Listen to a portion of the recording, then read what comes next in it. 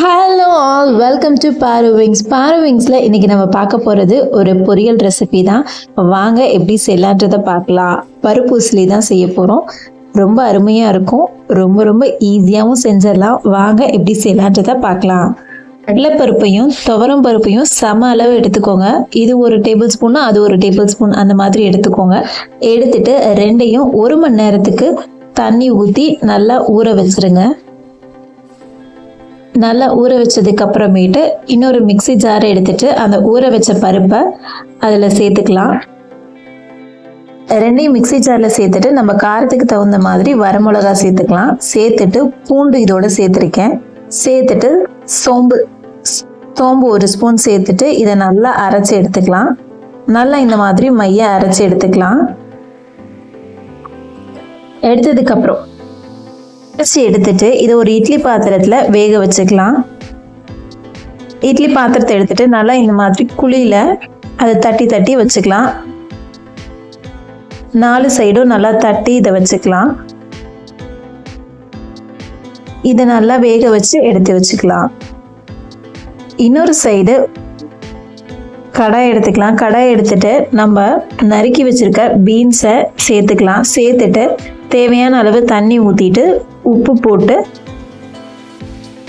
இதுக்கேற்ற மாதிரி உப்பு சேர்த்துக்கலாம். சேர்த்துட்டு இதை நல்லா வேக வச்சு எடுத்து வச்சுக்கலாம். நல்லா இது வெந்ததும் நம்ம வடிகட்டி எடுத்து வச்சுக்கலாம். இன்னொரு சைடு நம்ம வெந்த பருப்பை இந்த மாதிரி எடுத்துக்கலாம். இந்த மாதிரி நல்லா அது வெந்து வந்திருக்கும். வெந்து வந்ததுக்கப்புறம் நல்லா இதை ஆற விட்டுருங்க. ஆற வச்சுட்டு நல்லா இந்த மாதிரி உதிரியாக செஞ்சு எடுத்து வச்சுக்கோங்க. இல்லைன்னா கூட இது மிக்சியில் ஒரு சுற்றுனீங்கன்னா நல்லா பூ மாதிரி வந்துடும். அதுக்கப்புறமேட்டு நம்ம இன்னொரு கடாய் எடுத்துக்கிறோம். கடாய் எடுத்துட்டு அதில் எண்ணெய் ஊற்றிட்டு கடுகு சேர்த்துக்கிறோம். கடுகு சேர்த்துட்டு கடுகு நல்லா பொரிச்சதுக்கப்புறம் இதில் பெருங்காயம் கொஞ்சமாக சேர்த்துக்கிறோம்.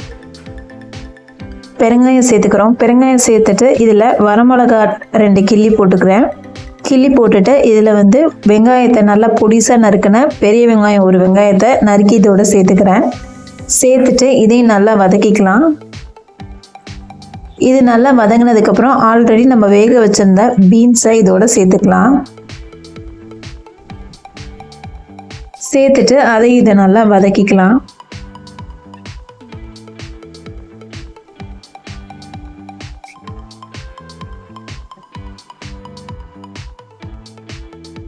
நல்லா இது வதங்கினதுக்கப்புறம் ஆல்ரெடி நம்ம வேக வச்சு வச்சுருந்த பருப்பை இதோட சேர்த்துக்கலாம்.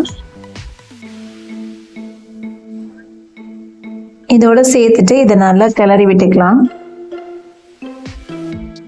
இது நல்லா ஒன்று சேர நல்லா கலந்து விட்டுக்கலாம். இதுக்கு தேவையான அளவு உப்பு சேர்த்துருக்கேன். நான் பீன்ஸில் ஏற்கனவே உப்பு சேர்த்துருக்கோம். அதனால் இந்த பருப்புக்கு ஏற்ற மாதிரி உப்பு சேர்த்துக்கோங்க. சேர்த்துட்டு கடைசியாக தேங்காய் துருவல் சேர்த்துக்கலாம்.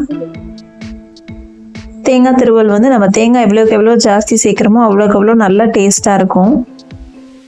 சேர்த்துட்டு இதை நல்லா கலந்து விட்டுக்கலாம். இது நல்லா கலந்ததுக்கப்புறம் கடைசியாக கொத்தமல்லி தூவிக்கலாம்.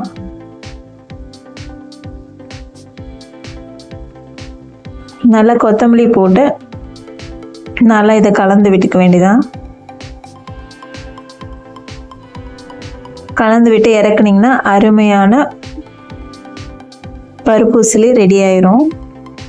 ரொம்ப டேஸ்ட்டாகவும் இருக்கும். எப்பொழுதும் நார்மலாக பீன்ஸ் பொரிக்கிறதுக்கு இந்த மாதிரி பொரிச்சு பாருங்கள். ரொம்ப டேஸ்ட்டாக இருக்கும்.